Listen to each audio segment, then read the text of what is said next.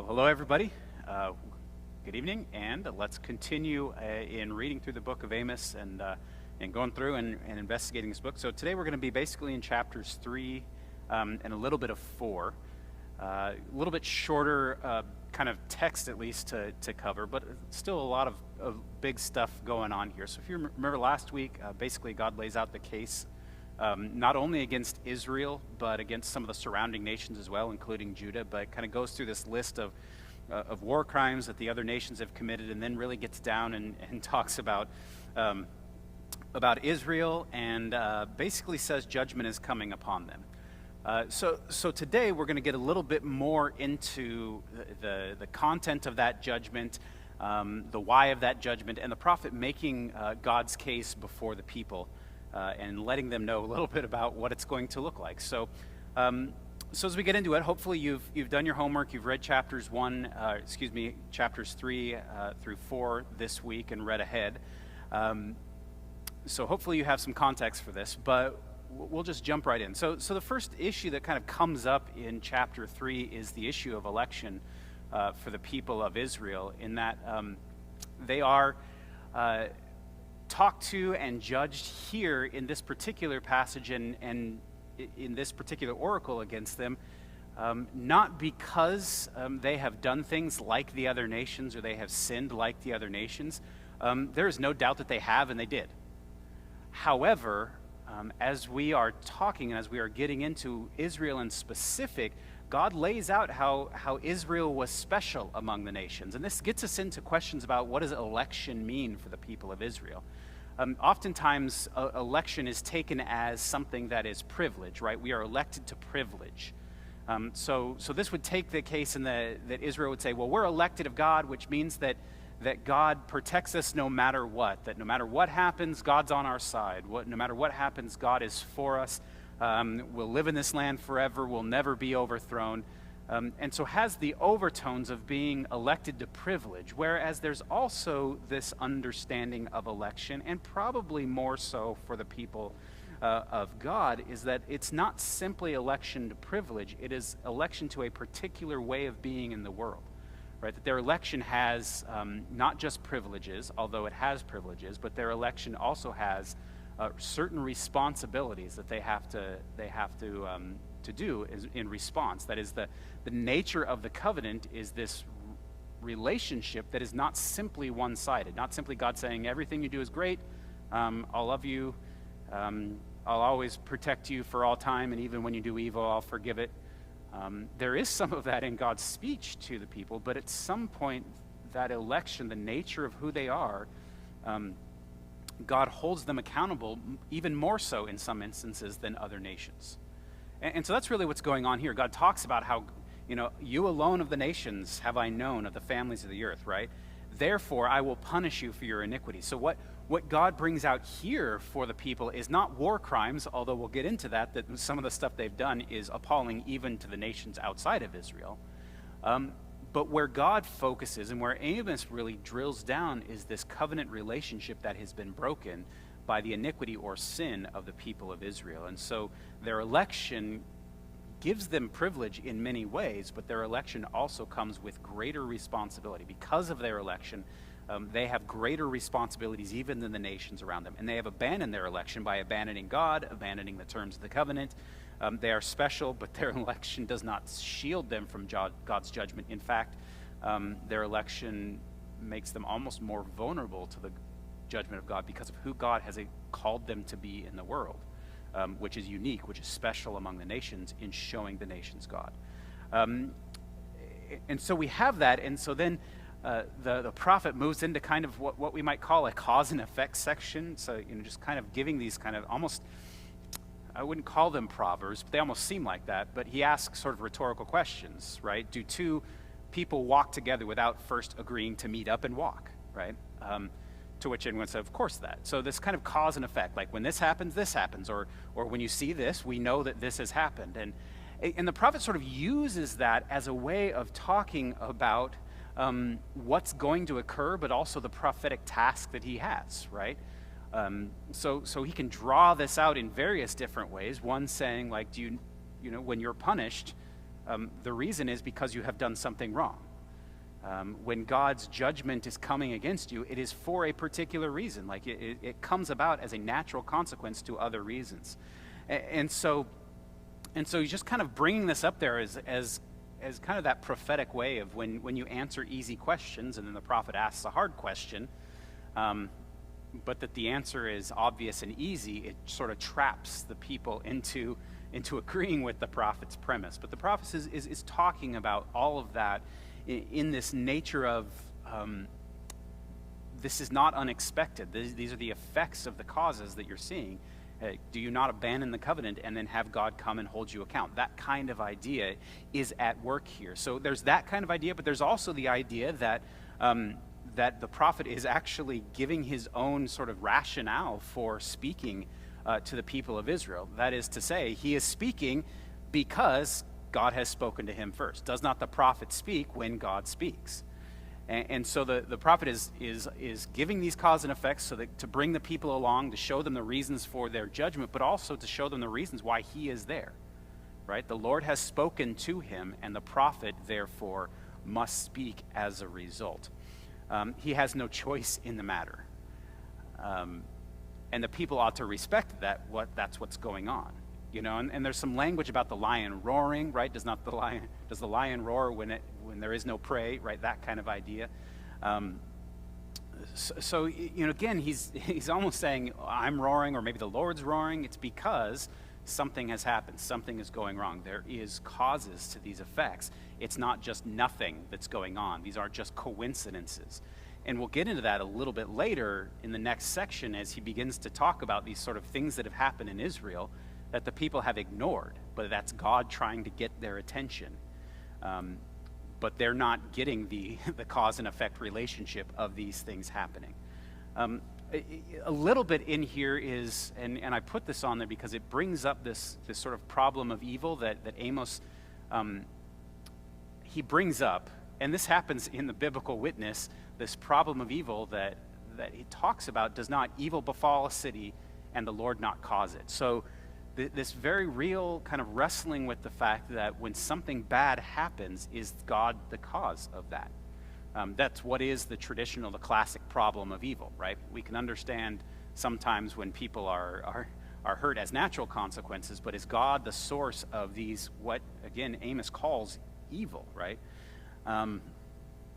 And he brings that up and wrestles with that. The ancient understanding, if God is supreme and sovereign over all things, then God is the cause of all things, good and evil, or what we perceive perhaps as evil. And so Amos, his language brings up that question in us when we think about it, right? All these people are dying, some innocent. Is that really God's doing? Does that evil originate in God, or is that a natural consequence? What's going on here? Amos does not pause and help us with that. It's just important to bring it up, to acknowledge it, to know that there are no great answers in Scripture, because Scripture is kind of all over the map on God as cause of things. And 2,000 years of church history and many more years of biblical history have not been able to solve that. So I'm not going to be able to solve it for you today. Just acknowledging it's there and referencing it, and it should cause us to wrestle with those questions of, you know, is the hurricane caused by God, or is it a natural disaster? If God is the origin of all things, does that hurricane originate in God? Do we call out that as God's judgment, or do we call that as sort of consequence of the world in which we live? It brings up all these questions that we have, can, and should wrestle with, but also knowing there are not real clear answers to them. And especially Amos does not provide clear answers to them, or his answers, that is, God is the source of these things, is disturbing to more modern sensibilities as we have. Again, is that bad or good? It just is. And we need to wrestle with that and talk about that, about what, when bad things happen, what is the source of that? Is God the source? Are we the source? Et cetera, et cetera, et cetera. And then the last thing I put on there, and we talked about this, is that really here Amos gives this impression and this idea that his task is not a choice on his part. That when the lion roars, the prophet must speak, so to speak. his task is not like, I wanted to come down and give you all an earful on behalf of God. It was God spoke. When God speaks, the prophet must also speak. And Amos will get in trouble. That some of the people will come to him and say, "Go prophesy in Judah. Leave here. Don't spread your prophecies around here. Go elsewhere and do that." But again, it's almost as Amos is preempting that and acknowledging that that's going to come up. People are going to accuse him of being a rabble-rouser, a malcontent, or all those things that we call prophets in the world. And he's just trying to say, I have to speak. I have no choice in this matter. And we will see that in various different ways of other prophets who basically, not because they want to, not because it's a glamorous lifestyle, but because they feel they must, because they have heard from God. And that's really kind of what's going on here in this particular section.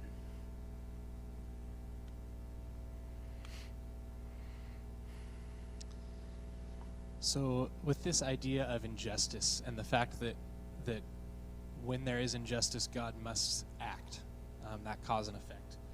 Mm-hmm. I'm curious, the question to be discussed in a small group or reflected upon, is it possible for us to accidentally commit an injustice or to kind of fall into being unjust in a way that God would have to respond in this way?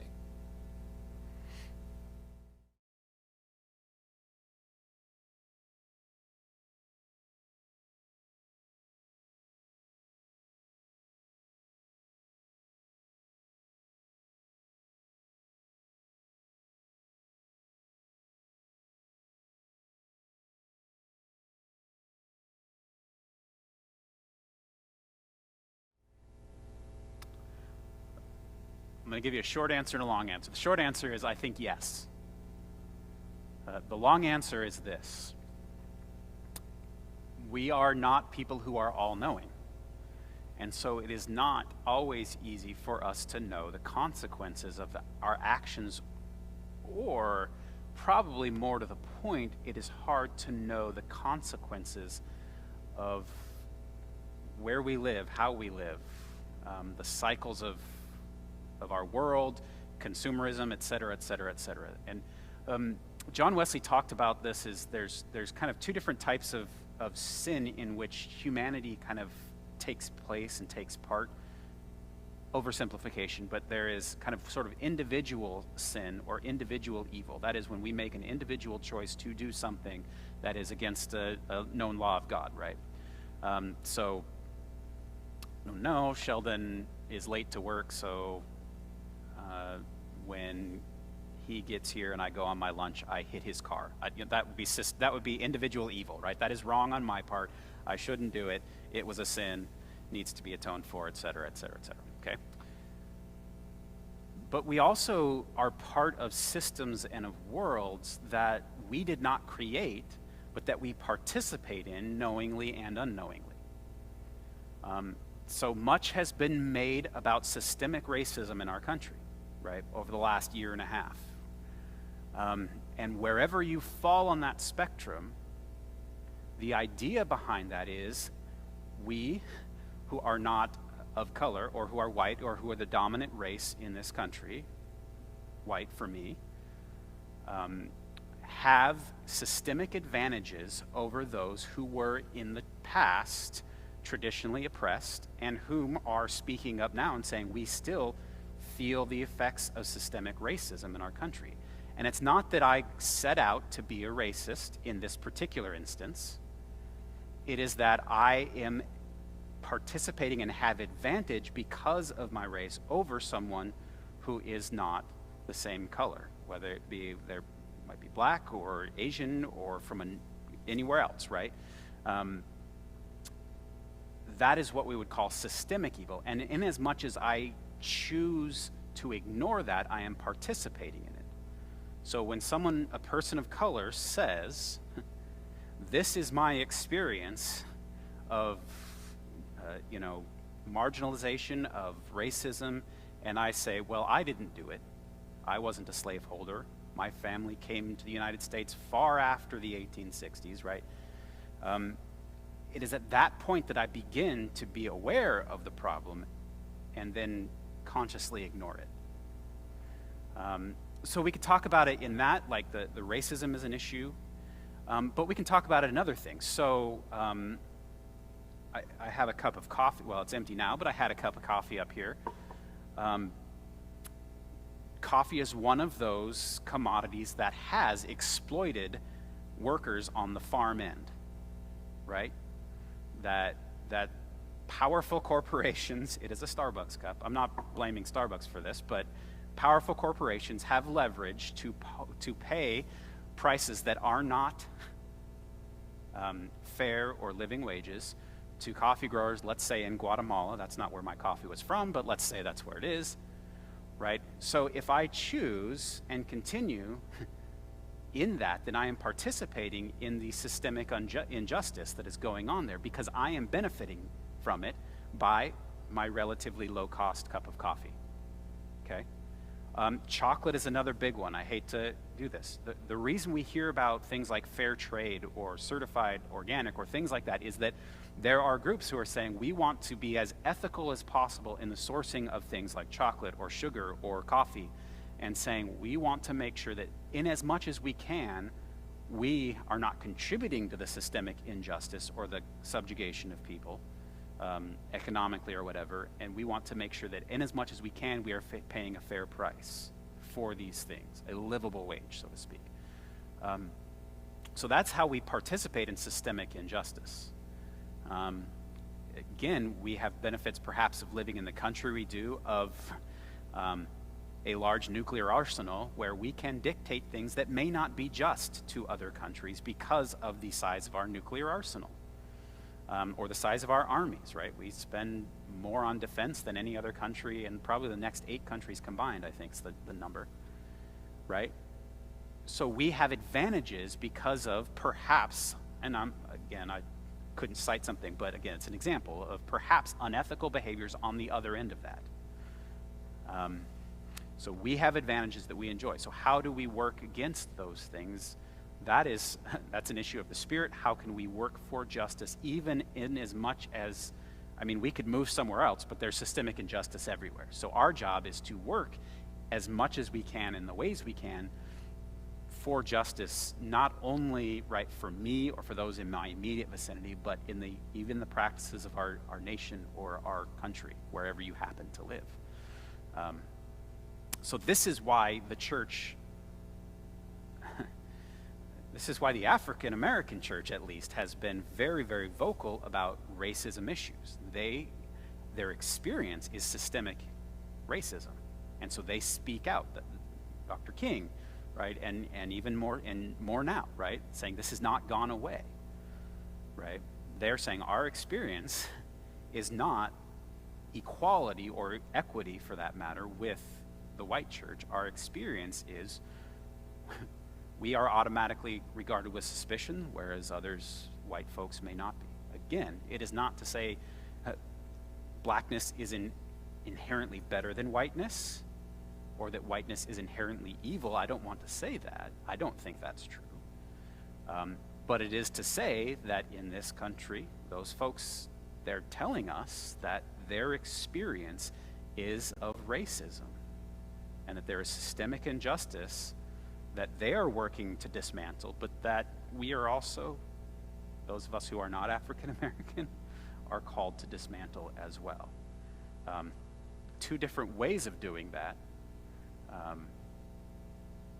but that would be a good example, I guess. So, I hope that answers your question. Okay. All right, so we will move on to luxury and injustice, the next kind of section here. A sort of fascinating way to begin here is the first thing that Amos does in this section is call people to witness what God is doing and the issues that God is dealing with. And I think what is remarkable here is that the witnesses that the Lord assembles, right, that Amos is calling to, are foreign peoples. are outsiders, at least by sort of election definitions, right? God has said, you among the peoples I have known, and yet God calls the nations, the foreigners, those outside of kind of the covenant community of God, to be witnesses against Israel. And these are not just, nations. It's not like, Cush, come and witness. It is Egypt, where the people were enslaved for 400 years and who suffered because of their perpetration of injustice against Israel. So an enemy. And Ashdod is the other one, which was the capital of the Philistines. Philistines also a longtime foe of the people of Israel. Right? So these were the people who the people would cry out to God for protection against. And yet now they are called as witnesses against Israel, to witness the injustice that Israel perpetrates. They're witnesses to say, see, they are not doing right. They don't know how even to do right. And so it's again, I think it's one of those types of things where it would be like, I grew up kind of at the tail end of the Cold War, so this is what kind of is prominent in my mind, but the tail end of the Cold War, right, we have this sort of dichotomy, right, the evil communist empires versus the good and righteous democracy of the United States, right? So this would be somewhat akin to someone saying to us in the United States, right, Moscow, serve as a witness to the injustice in Washington, right? That's, I think, how it'd be received. Or today, in Tehran, right? Witness against the people of the United States. See how injustice is so rampant that God is going to do something about it, right? It's looking kind of at the people we regard as outsiders or even enemies, and God is asking them to be the witness, which is telling, I think, in that. It's also another way of looking and saying that the things in Israel are so bad that even the pagan nations who don't have the same covenant commitments to God can act as witnesses to how bad it is. They can even see how bad it is, right? They haven't been given the law, right? So not only should Israel know better, but even the nations who don't have Israel's covenant relationship with God know better than to do what they are doing. And that is it's a slap in the face. It's not pleasant for them to regard that. And so we have that, and then the prophet kind of moves on in verse 12 and talks about this. It's kind of a weird analogy for us to read, but if we think about it, I'm going to read it for you because it's strange, but it bears for us to understand. Thus says the Lord, as a shepherd rescues from the mouth of the lion 2 legs or a piece of an ear, so shall the people of Israel who live in Samaria be rescued with the corner of a couch or a part of a bed. Right? We will read that and go, huh? Presumably the people who are listening to would have understood this analogy. But what our best guess is that in the ancient world, if you were charged to watch over somebody's sheep, if you were a shepherd who was hired by someone else, and remember, Amos was a shepherd, so it seems appropriate that he would use this analogy. If the shepherd came to an owner and said, yeah, there was a sheep killed last night, right? A lion came and, ate Maisie or whatever. What the shepherd would be asked to do is produce like the remnant of that sheep that was eaten, right? Like 2 leg bones and an ear, right? See, it was killed. This is what's left over. You can clearly see it's been killed by a lion. 2 leg bones and an ear is not that much left of a sheep. And so God's talking about the nature of the destruction that's coming upon the people, right? This is going to happen, and it's going to be bad, and it's going to be extensive. It's not going to be minor or light. It's not to say, hey, see, look, some will be left over. It's to say there's not going to be much left. If you recall, you may recall Isaiah 6, right, where God tells Isaiah what he's going to prophesy, and he says, basically, there's going to be a fire that sweeps through, and he says, if even a 10th part remains, I'm going to burn it again. Right? So this idea that God is saying that you will be reduced by 90%. And that's not very much if a 10th part remains, right? So we use the term decimated wrongly most of the time, but we talk about decimated. That means to be reduced by 10%, right? this is to be reduced by 90%, so only 10% remain. That kind of idea is going on there. So this may be hope for the people that there's a remnant left over, but it's not a very hopeful way of putting it, right? Don't worry, Sheldon, at the end of this month, you will have 10% of your paycheck left, right? That's not good news, right? If you go outside today, Mike, 10% of your car will be there. That's not good news, right? You'll have a wheel and an axle left. That's not good news. That's bad news.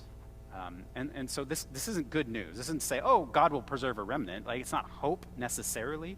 It is saying things are going to be that bad. And then there's this language of punishment that God is going to testify against the house of Jacob. And then there's kind of this, there's the horns of the altar shall be cut off. This kind of strange language, but again, we have to go back to kind of the foundational covenants of Israel and God, in that the horns of the altar are this part of the altar where in the traditions, the sacrifice, the blood of atonement is smeared on the horns of the altar, right? And that is the symbol of atonement. And so if the horns of the altar are cut off, there is no place to make atonement for the people of God. What also might be at work there is that the cities that have been referenced in this chapter are sanctuary cities. Sanctuary cities where a person who commits a crime is able to go and find sanctuary. There's stuff in the Bible about people going to the temple and holding on to the horns of the altar, and that's where they find sanctuary from those who had come to kill them, come to seek justice, whatever. So kind of what's at stake here is that God's saying there is no atonement for this, and there's nowhere to seek refuge from what is coming. Right? At the horns of the altar, those places that are associated with refuge, with atonement, are gone. There's no place to flee or to hide or to way to escape this judgment. Again, it is final. It is sure, which again is one of the things that separates Amos from the other prophets. The other prophets later on get into the sort of return, that there's hope. But Amos, there's very little. There's no atonement. There's no hope. There's no turn and be healed in this moment, right? There's no hope for Israel at this point, at least as a nation. There may be a remnant left over, but it's a couple bones and an ear, right? It is not much. And then the Lord goes on to talk about, and Amos goes on to talk about again, about more of how this injustice is working, references what are the cows of Bashan, particularly calling women cows of Bashan. That insult then would not be equivalent to the insult now if we called a woman a cow. It's more of referencing, Bashan was a very fertile area, so talking about the people in that area. But what's really going on here is that the prophet is describing these women and the ways in which they perpetrate injustice. And it may sound strange, as if like, well, is it the women's fault? Well, no, it's not. I think what's going on here is there is no one who can claim immunity, like I didn't know, or I'm, again, referencing the time, like I'm a woman in this household, I have no say over what my husband does, right? He did it, right? And that's very real at some times and places, right? Where especially in patriarchal countries, the man does something and the woman has to go along, right? And so there can be sort of ignorance claimed there. But I think what the prophet is doing is removing any claim of ignorance and saying, listen, when I'm talking about this, it is not just the men. Women are perpetrating injustice. They're feasting in their summer homes appointed with ivory, and they're sending their husbands or their lords to go get them wine, right? That they are just as culpable in the perpetration of injustice there, right? So this is a very sweeping judgment, not only on the men or the power brokers, but also on the women, that this is a total thing within the people of Israel. And so it's bad, right? It's not good. So I'm gonna stop there.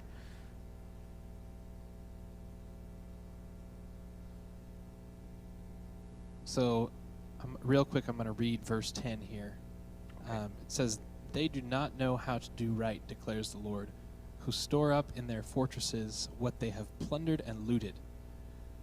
So my question for you is,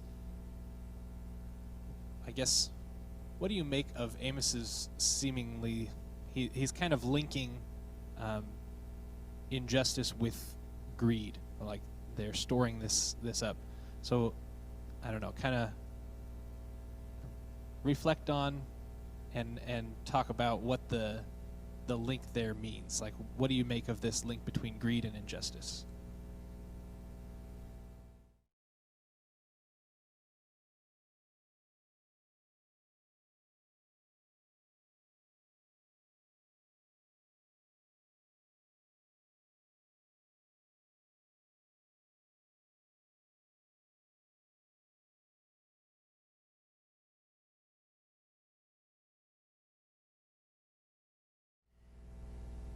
It's a good question. What is the link between amassing wealth and injustice? Certainly in the scriptures, in the prophetic scriptures, I mean, we see elsewhere where, greed is a sign of God's blessing, right? Especially with Genesis. In the patriarchs, not greed, I'm sorry, the acquisition of wealth is a sign of God's blessing, right? Abraham takes the less fertile land and does great, right? God blesses his flocks, his sheep, his herds, everything grows and grows and grows, right? The prophets, wealth is not spoken of as kind, as good thing, right? Wealth is significant of or signifies greed on behalf of those who are amassing it. And so I think we're to read that as that wealth is as the result of injustice, right? That the people are becoming wealthy, the haves, so to speak, are becoming wealthy on the backs of others. So if we kind of went back and about that kind of first oracle of judgment against Israel, it's talking about how you've sold your slaves, or you've sold them for wine, and sold people for bread, or sold children for bread, right? This idea that the people were even in some cases were selling others into slavery so that they could eat better, right? Or were accusing people who were righteous of not paying back their debts and continuing to collect money from people who had already paid them back, right? That's injustice. So that I think the picture we get is that a people who are so far gone that they don't even realize it's wrong. Right? What happens when the conscience has been so seared as to say that not only are they unaware of the injustice, but rather they have no way of even seeing it. They have so systematically kind of gotten rid of any pang of conscience about these things. To flip that just a little bit, in the version that I study out of, the New Revised Standard, actually, verse 10 reads this way: "They do not know how to do right, says the Lord, those who store up violence and robbery in their strongholds." So it may be the same kind of thing, but this idea that what they are amassing, whether this money that they are amassing is simply just storing up the violence and robbery that they have committed, that it's not wealth, it is violence and robbery, right? And so it's almost as if to say that what the wealth that they have accumulated is actually testifying against them to the evil that they have done. They're just amassing testimony against them of injustice, of robbery, of violence, which is, again, an interesting way of talking about the amassing of wealth. I think it's going too far to say being wealthy is evil. I don't know that I would go. I don't think I would go that far. But certainly the greed as a result of injustice, or greed leads us to perpetrate injustice for the sake of our own amassing of wealth. And we do this on large scales, and we do this on personal small scales, right? I amass what I don't need, but when I amass what I don't need, am I taking something or denying something from someone who does? We had a toilet paper shortage in this country, which is a perfect example of that tendency that we have.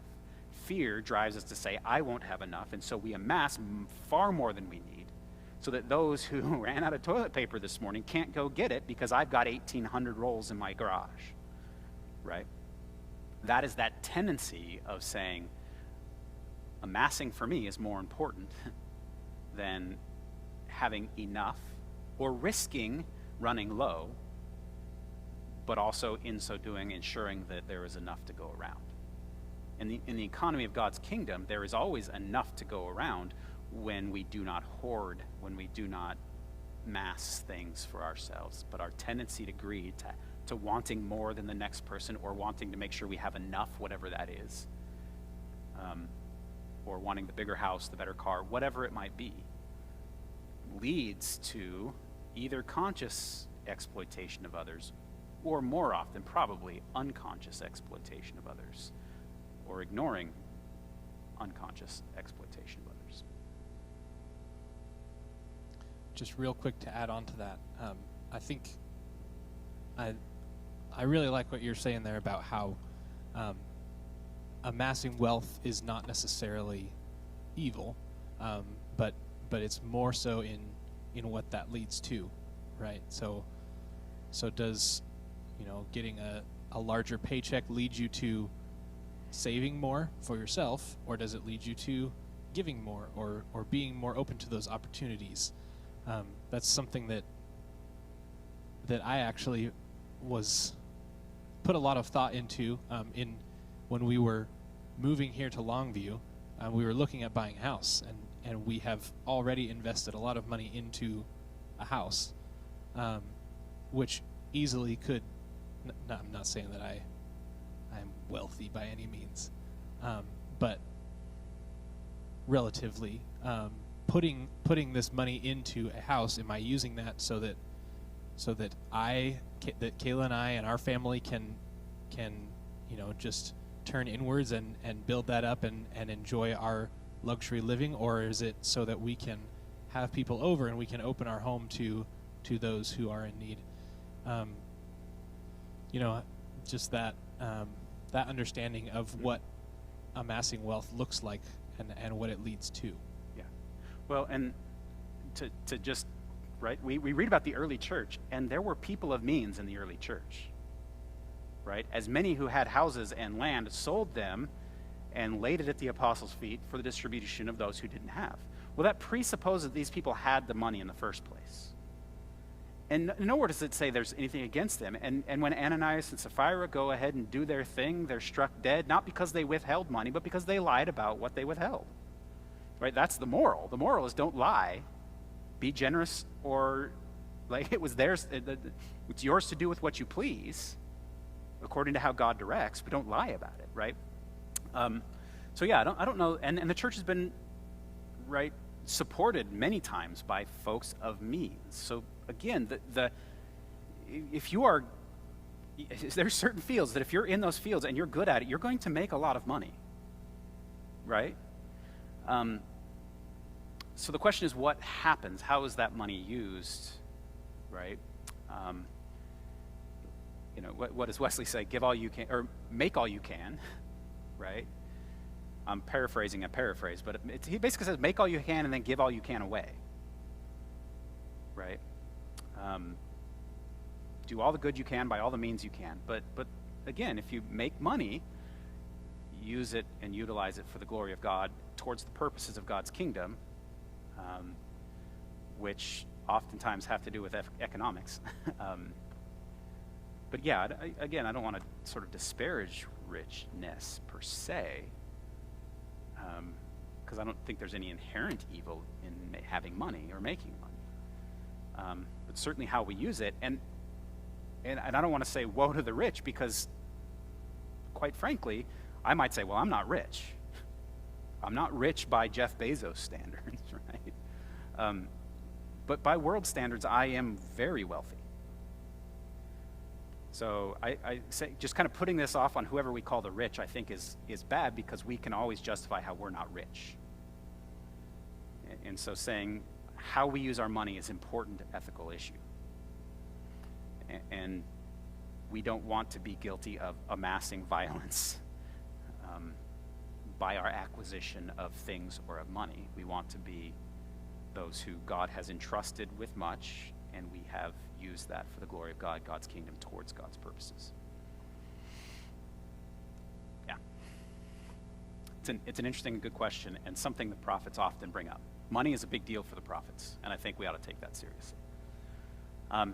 So the last section here is it has to do with basically the prophet outlining things that have happened in Israel that should have led them and reminded them and shown them that there was course correction needed in their lives. So it's several things from like, I gave you cleanliness of teeth. To have clean teeth mean you didn't have food to eat, right? So I withheld food, right? You lack of bread, but you did not return to me. I withheld the rain, but you did not return to me, right? This idea of all these things that were happening that should have clued in the people that something was wrong, that something was needed, that they were not on proper relationship with Yahweh. But it didn't happen. It didn't cause them to come back. And so it's kind of this like, what plagues are you talking about, God? We don't know what you're talking about.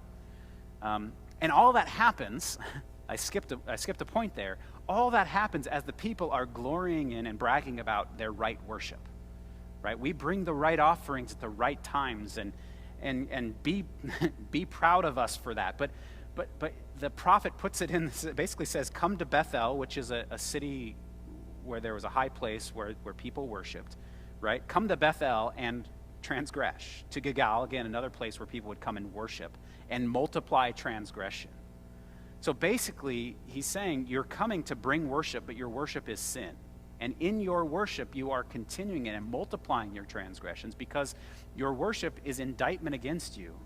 It's shown as empty because your lives, the ethical responsibilities you have as the people of God, are not matching up to what is going on, to who you're called to be, and to the worship you are pretending to give to God. Crazy. Right? So in verse 5, right, bring thank offering of leavened bread and proclaim free will offerings. Publish them, for so you love to do. It's almost the same as saying, yeah, keep on doing it, but all you're doing is testifying against yourselves. And that's, I should have said that first, because that's when he goes into these plagues, right? You're doing all these things and thinking you're worshiping rightly, and yet these plagues are happening in your midst, and you are completely ignoring them, right? What plagues? What are you talking about?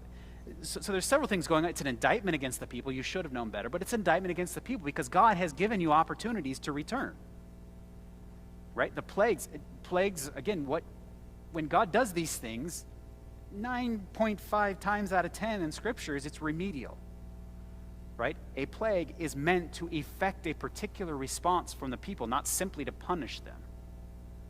So even the plagues of Egypt, right? The people ask, release us to go into the wilderness to worship our God. Pharaoh says, okay, and then backtracks that promise, and God gives them a plague. And then he says, no, I'll do it. And then as soon as the plague's gone, Pharaoh backtracks and says, no, you can't worship your God. Right? So it's meant to get the attention of the Pharaoh to do things, to change, to allow the people to go, and yet the Pharaoh does not. So in the same way, these plagues are brought upon the people of Israel in order to get them to turn, to repent, to see that something is needed, and nothing happens. And so as a result, this last phrase is basically, prepare to meet your God. I mean, we're familiar enough with this kind of language that if someone says, prepare to meet your maker,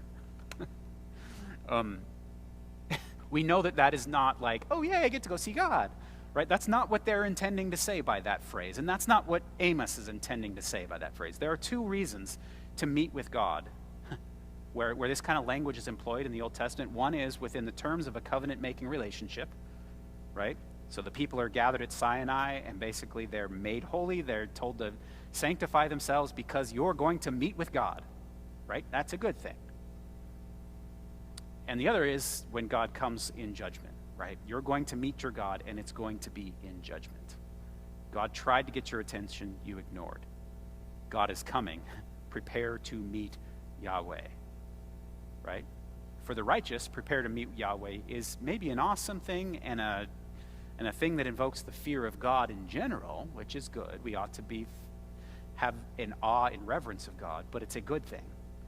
But for those who are acting in injustice and unrighteousness, again, in the context of all Amos has said this far, prepare to meet your God is dangerous and judgment, and not a good thing. And so basically the statement is Yahweh's coming, right? Yahweh is not simply a God of a regional deity, not simply confined to this area, but Yahweh, the creator of all that is, God of the earth, is coming to meet you and is coming in your midst. And because of all the stuff that's come before, this is not a happy meeting, right? When things are going good at the business and the manager comes in, right, that's a happy meeting. When things are going bad and the boss comes in, that's not, I mean, we don't generally assume that's a happy meeting, right? And Amos has really established that this is not going to be a happy meeting. You are going to meet God. It's too late to forestall the judgment that is coming. Yahweh is coming. There is nothing you can do about it at this point. You have not turned. In fact, you are incapable of recognizing the depths of your sin. And you are incapable not because you are blissfully ignorant, but because you are wantonly rebellious. And that's the message that we are getting thus far.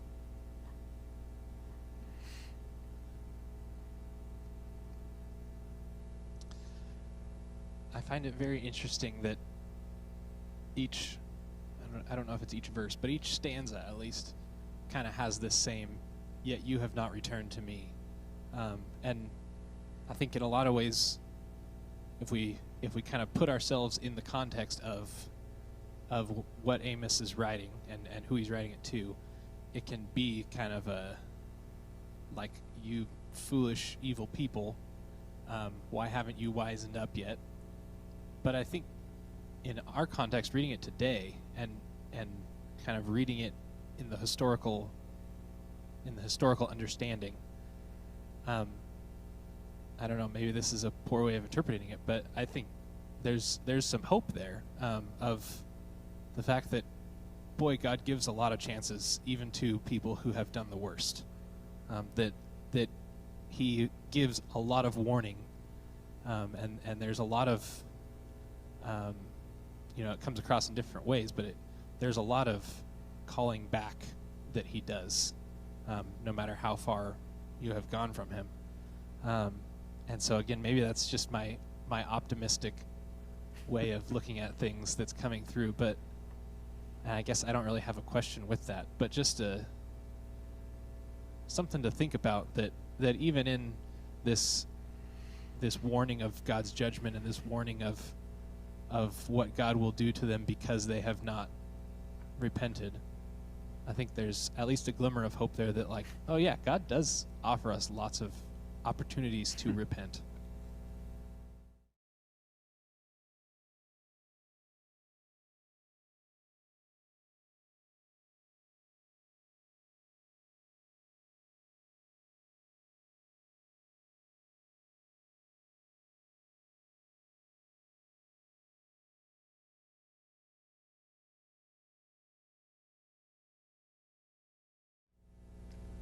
So I think there's some interesting stuff at play there. I don't read it so hopefully. Like, that didn't occur to me. It's good. I like it, but it didn't occur to me as I was reading this. As you were talking about that, I sort of like, sometimes it feels like you're watching a horror movie, right? We know what's around the corner, right? Why do they always open the door? Why do they always run to the garage full of chainsaws? Yeah, like what, we look at this like, why do they do that? Obviously, looking at it from this perspective, we can say, well, they ignored and woe is them. But part of me says, yes, God gives us, coming along with you, God gives us chances. God tries to warn us in various different ways, whether it be through the scriptures or through other people, through prophetic voices, right? So I like that God is giving us chances. We just have to be willing to hear, right? One of the things that a refrain in the book of Revelation, for those who have ears, let them hear. For those who are willing to listen to what the Lord is saying to the churches, and outlines this to these 7 churches, and we go, oh, okay, I can see how I might get into the lukewarmness of Laodicea, or I might go after these other things like whoever, right? And so it helps us to pay attention. And that's, I think, partially what this does is for those who are reading on the other side of this, I mean, if there's no hope for Israel, well, wait, then there's hope for us because we have it. So what are the signs we're ignoring? Right? In some places, right, Jesus will say to the Jews, you had the prophets and you did not listen. So who are the prophets that we're not listening to? I think we don't listen to Amos when he says, let justice roll like waters. And again, this had been on my mind this last year, but are we listening to Dr. King, who quoted that text in his I Have a Dream speech? Right? His dream is that there is this time of justice where the wrongs that a country he loved had perpetrated in the past would be made right. Right? Let justice roll like waters. So he's calling the church, calling the nation in that case, but calling the church to account for that. We have voices in our own time who are calling the church to account for racial things, but also other things. And the question is, are we going to, right? There was injustice in your midst, and you did not return to me. Dr. King said this to you, and yet you did not listen. Right? I think we need to be willing to listen to those voices, right? There was wonderful things about Dr. King. There are some things we don't like, but right? There were some questionable moral decisions he made, but for goodness sake, the call to justice is right and is good. Are we listening? Are we really listening to that? Yeah, I mean, I will say the plight of the immigrants is something. Are we really listening to that? Are we listening to the prophets and what they say about the foreigner in our land? Are we listening to that? It's one thing to say, I have listened and this is how I think is best, and I might disagree with you on that, but at least we're listening. And we're trying to work through it together and saying, what do we respond? How do we respond as a people of God to this? These are justice issues. Race is a justice issue. And I'm sorry if there are voices out there saying that if your church preaches about justice, leave, because the Old Testament is about justice in very, very large parts of it. The New Testament talks about this. James, read James, right? We have to be about godly concepts of justice. Does it look differently than the people around us, in the world around us, than even our nation? At times, yes. But we as the church need to be about godly forms of justice because the prophets cared about it. And if the prophets cared about it, we need to listen. We have it in our canon. We can't say, well, we can have the wonderful victory, God, without listening to this God who demands justice from God's people. Soapbox. I will get down from that soapbox at this particular point. But I would venture to say, Sheldon said, he just told me he'd add a question in, but I'll ask you a question too as you go out from this. What are the prophetic voices or the situations in our world that we need to be listening to remind us to return to the Lord? Not just in our hearts, right, of fidelity to God, but also in our actions, right? Return to God for the people of Israel wasn't like just start worshiping me again, because they were worshiping Yahweh. Wrongly, I mean, empty, but they were worshiping. They were doing the right things to worship Yahweh. So it's not just about right worship, right? About making sure we're in church and singing the right songs and reading the Bible. Those are all very important things. But the call to return to the Lord was also a call to do the things that the Lord requires, in which case that would be, among the many things, justice, not perpetrating injustice. So what are the prophetic voices calling us to? What are the situations in our world, right? We can go, let's dismiss Black Lives Matter because, I don't know, whatever might be associated with it. Or we can say, there's something that is calling us to account to justice, and we need to listen. How we respond is up for debate, but we need to listen. And we need to respond in godly ways. And with that, I'm going to turn it over to Sheldon for music. Again, next week, read the next few chapters in Amos. But other than that, have a wonderful evening, and God bless.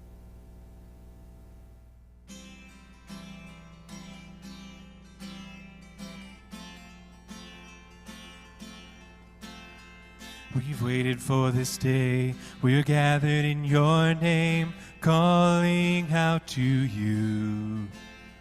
Your glory like a fire, awakening desire, will burn our hearts with truth. You're the reason we're here. You're the reason we're singing. Open up the heavens, we want to see you. Open up the floodgates, a mighty river flowing from your heart, filling every part of our praise. Your presence in this place, your glory on our face, we're looking to the sky. Descending like a cloud, you're standing with us now. Lord, unveil our eyes. You're the reason we're here. You're the reason we're singing. Open up the heavens, we want to see you. Open up the floodgates, a mighty river flowing from your heart, filling every part of our praise. Show us your glory. Show us your power.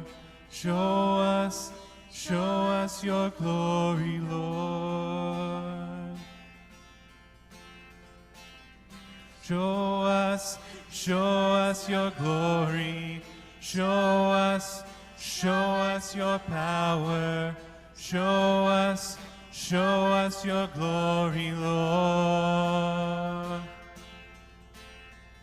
Open up the heavens, we want to see you. Open up the floodgates, a mighty river flowing from your heart, filling every part of our praise.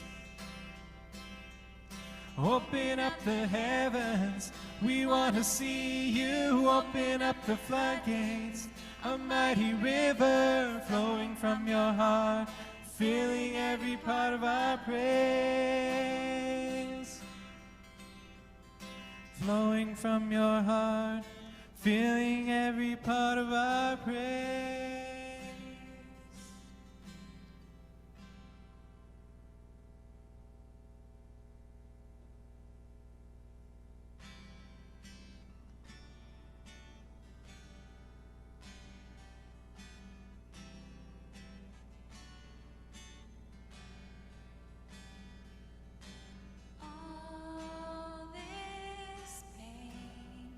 I wonder if I'll ever find my way. I wonder if my life could really change at all.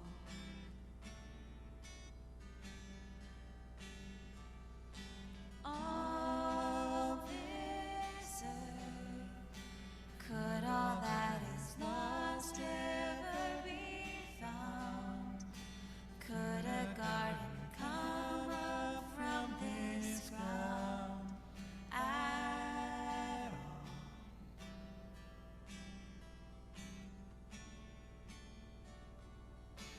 You make beautiful things. You make beautiful things out of the dust. You make beautiful things. You make beautiful things out of us.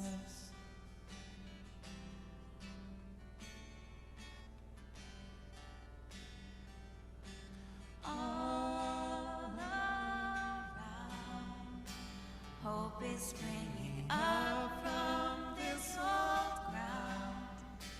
Out of chaos, life is being found in you.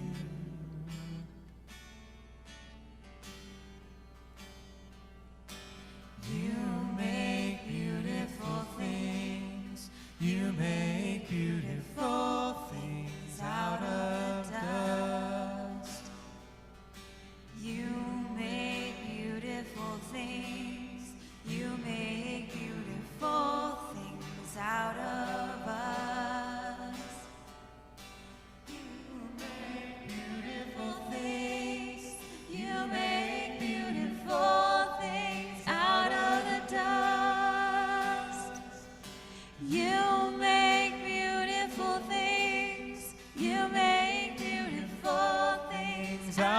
the dust.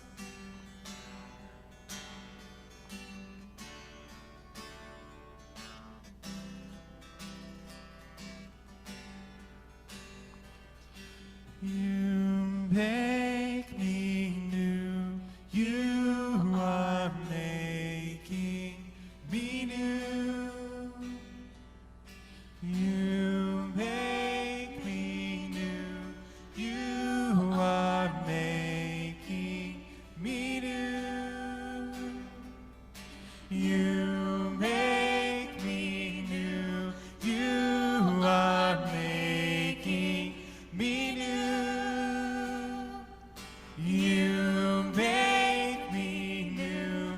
You are making me new.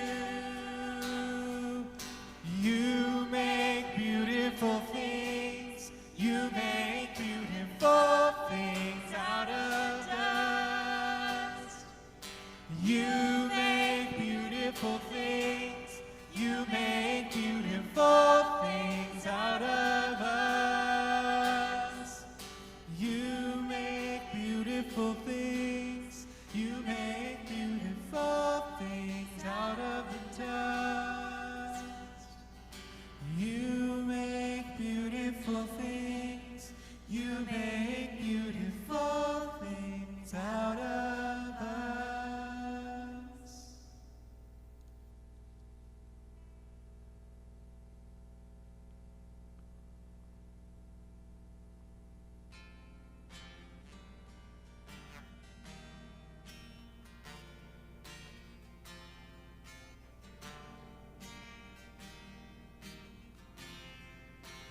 Father of kindness, you have poured out grace.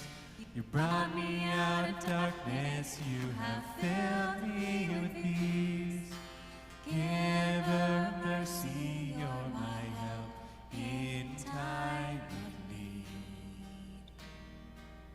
Lord, I can't help but sing.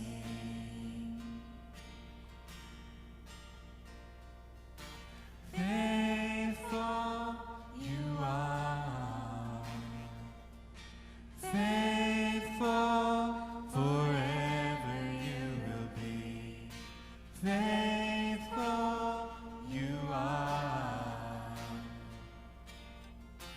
All your promises are yes and amen.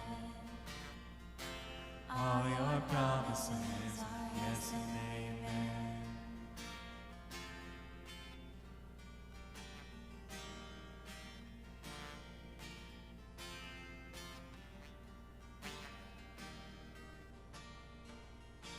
Beautiful Savior, you have brought me near. You pulled me from the ashes, you have broken every curse. Blessed Redeemer, you have set this captive free. Lord, I can't help but sing. Faithful you are. Faithful forever you will be. Faithful you are. All your promises are yes and amen. All your promises are yes and amen. I will rest in your promises.